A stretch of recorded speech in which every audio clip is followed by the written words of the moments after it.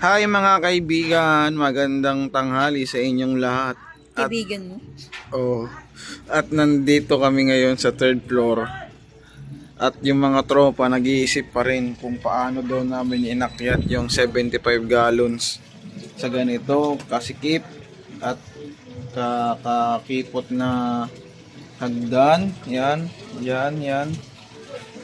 Nahagis-hagis nyo lang yan kahapon. Yan, hinagis-hagis lang daw sabi ni madam. Paano hagis? At ngayon ay nagpapatubig na kami sa aming 75 gallons. Mag-1 mile daw siya. Yan ang tinatawag na leak test. Kung lilik ba yung mga gilid-gilid niyan kasi nagkanto-kanto yan dito sa gilid. Kanto. Buti nga hindi natama dyan sa may nag-iisang ano na yan eh. Anong tawag dyan? Graba. Yan o. Tulis pa naman ang dulo ng graba na yan. Buti hindi natama dyan. Saan nga galing yan? So, ayan guys. So, ano kasi guys, may sinasabi kasi siya na saan daw galing yung pula ko sa leeg.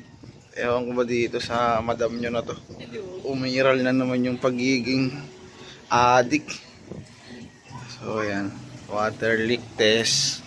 Sana guys, walang tulo para yung magiging water leak test na yan, yun na yung magiging panglinis natin. Pag di ka umayos, ikaw magkakatulog. Na. Hindi ka umayos, ikaw magkakatulog. Yaks, kadiri. Grabe naman. Hindi naman ako ganun. So, ayan guys. As you can see guys, level na level yung tubig. Hindi tagilid. Hindi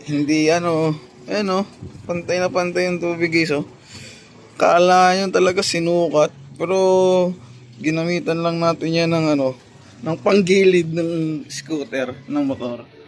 Ayan. Pero makapal yan guys, panggilid ng motor yan eh. So ayan, pantay na pantay ang ating tubig. Yun. So yun lang guys, update ko kayo sa susunod na video. Pag napuno na to at pag nalinis at pag nalagyan na ng dapat ilagay. So yun.